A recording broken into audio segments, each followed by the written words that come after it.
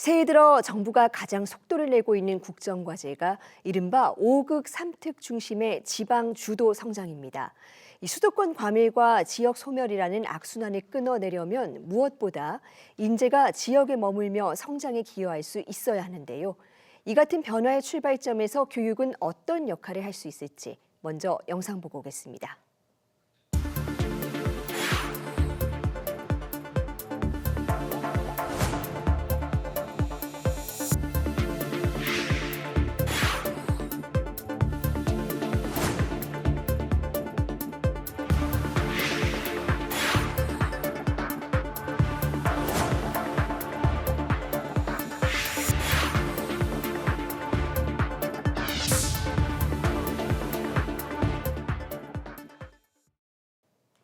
네.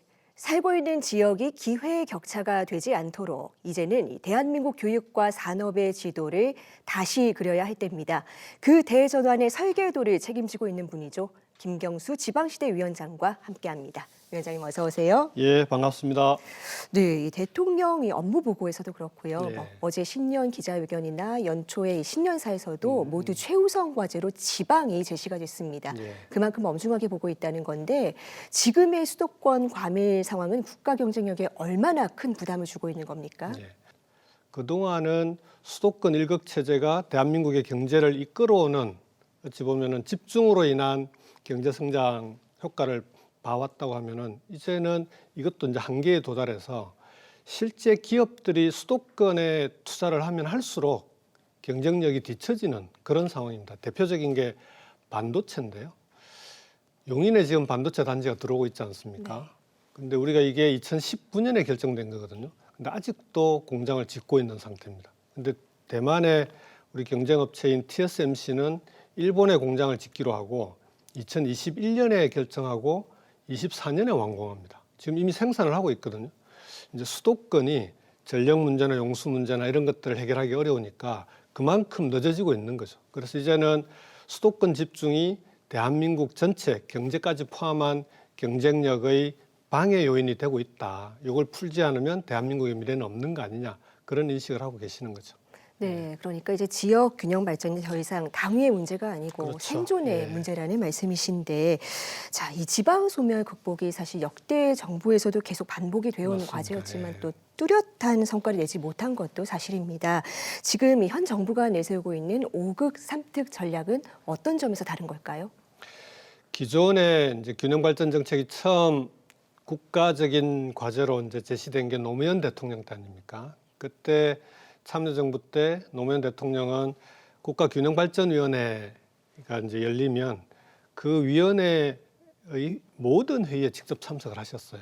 그렇게 해서 혁신도시와 세종시라고 하는 그나마 균형발전에 유일하게 남아있는 성과를 낸 건데 조금 아쉬운 게요. 그 당시에 혁신도시의 공공기관을 먼저 내려보냈는데 공공기관만 내려가는 신도시로는 이게 균형 발전이 성공하기 어렵다고 보셨던 거죠. 그래서 지금은 과거와는 전혀 다른 패러다임으로 균형 발전 정책을 추진해야 된다.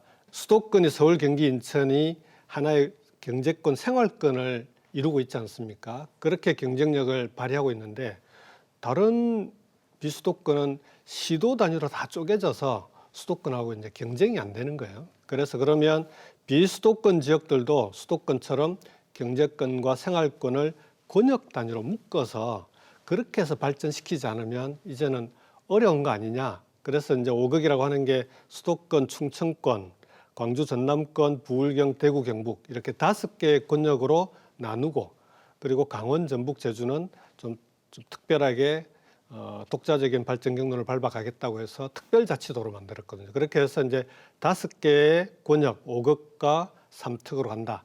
이게 이제 이번 정부의 균형발전 정책인데 이렇게 권역 단위로 묶어서 추진하는 정책이다. 이게 가장 큰 차이점이라고 볼 수 있습니다. 대선 과정에서는 이른바 이 서울대 10개 만들기라는 그렇죠. 공약이 또 예. 주목을 받았습니다. 그러면 이 지역 균형 발전을 관점에서 대학은 얼마나 중요한 겁니까? 대기업, 특히 미래산업과 첨단 산업의 대기업들이 그동안 수도권에 계속 투자했던 특히 반도체 공장이 대표적인데 왜 용인으로 그렇게 길을 쓰고 왔냐? 반도체 공장 하나 만드는데 10,000명을 고용하거든요. 그중에 5,000명이 석박사라는 거예요. 그 석박사들을 수도권 대학이 아니면 뽑을 수 없다라는 게 기업들이 내세운 이유였습니다. 자, 그래서 그러면 수도권 대학만이 아니라 지방에 있는 대학들도 수도권 대학처럼 확실하게 정부가 투자해서 수도권 대학의 인재들처럼 좋은 인재들을 배출하는 대학으로 한번 만들어 볼게. 근데 그걸 서울대처럼 똑같은 대학으로 만드는 건 그건 불가능한 거니까 지역 권역별로 전략 산업들이 있을 거 아닙니까? 특성화하는 전략 산업들이 있으면 그 분야만큼은 서울대 이상 가는 투자를 해보겠다는 겁니다. 예. 그렇다면 말씀해 주신 산학협력 부분이 굉장히 중요한 과제가 될 것 같습니다. 근데 그동안의 산학협력회에서 어떤 방향으로 진화를 해나가야 될까요? 이제는 대학에서부터 기업들이 함께 참여해서 R&D 연구개발도 같이 하고 아예 강의도 그러면은 특히 그 기술과학 분야 같은 경우는 테크놀로지 분야는 기업에 있는 임원급의 연구원들은 이런 사람들이 훨씬 그 최신의 기술들을 가르칠 수 있는 거 아닙니까? 그럼 와서 같이 가르치기도 하고 그럼 겸직도 가능하고 그렇게 해서 실질적으로 기업들이 필요로 하는 인재를 대학에서 확실하게 키울 수 있도록 만들어야 된다.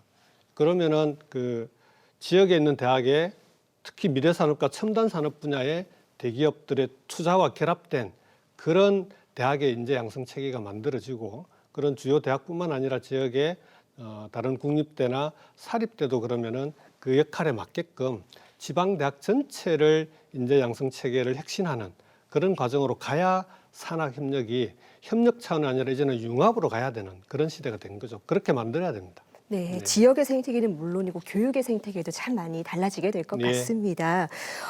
이렇게 양성한 지역 인재들이 그런데 결국은 또 좋은 일자리가 없으면은 또 지역을 떠나게 되는 그런 악순환이 이어질 수밖에 없는데 과거 혁신도시 사례 굉장히 좋은 모델이었습니다만 또 일자리나 정주 여건의 측면에서는 한계가 있었다라는 지적이 있습니다. 어떻게 보고 계십니까?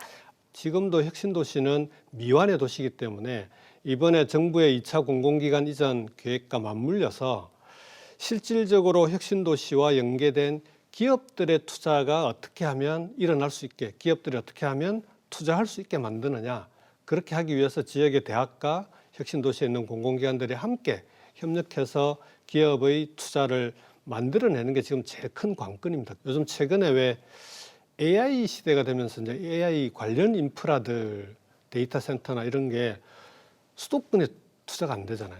다 지방으로 다 가지 않습니까? 이게 AI 시대는 전력을 너무 많이 먹기 때문에 각종 시설들이 이제는 오히려 지방이 더 경쟁력이 있는 시대로 바뀌고 있는 겁니다.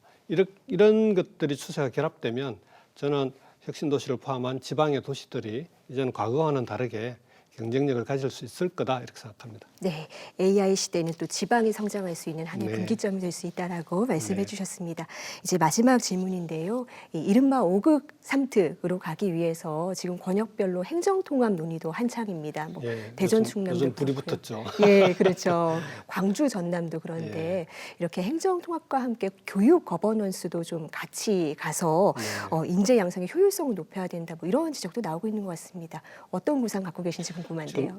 행정적으로는 시도 통합이 이제 추진돼 나가는데 그 과정에 교육 자치는 어떻게 되는 거냐, 이 문제가 좀 있습니다. 그래서 근데 권역별로 조금씩 양상은 다른데요. 광주 전남의 경우에는 광주시와 전남도의 교육감님들이 교육도 그러면은 통합해서 하나의 거버넌스를 만들어 가자 이렇게 한 반면에 대전 충남 같은 경우에는 과도기적으로는 따로따로 가다가 서서히 합치는 게 낫지 않냐 이제 이런 논의들도 있고 하거든요. 그래서 이건 뭐 어떤 게 맞다라고 보기는 어렵고요. 지역마다 사정이 다르고 지역마다 상황이 다르기 때문에 그 지역의 교육자치와 지방자치를 고민하는 분들이 좀 사회적인 합의를 만들어내는 게 중요할 것 같아요. 우리 지역은 예를 들어 도시와 농산어촌 지역의 격차가 심하기 때문에 이걸 당장 바로 합쳐버리면 소외 지역이 오히려 더 차별받는 거 아니냐 이런 게 걱정이 된다면 경과 규정을 두고 따로 가다가 나중에 합칠 수도 있고 아니면은 지금 합치더라도 이런 문제들에 대해서 통합 교육 교육감이 얼마든지 배려하고 갈 수 있다라는 그런 신뢰가 있으면 지금부터 합칠 수도 있고, 그래서 그런 좀 교육 거버넌스도 지역의 상황에 맞게 좀 지혜롭게 풀어가면 좀 크게 어려움은 없을 거다 이렇게 생각합니다. 네. 태어나고 자란 지역이 기회의 크기를 결정하지 않는 나라가 네. 우리가 꿈꾸는 미래의 모습일 겁니다. 오늘 확인한 과제들이 우리 아이들을 위한 더 넓은 기회의 운동장이 되어주길 바랍니다. 네. 위원장님 오늘 말씀 잘 들었습니다. 감사합니다. 예, 고맙습니다.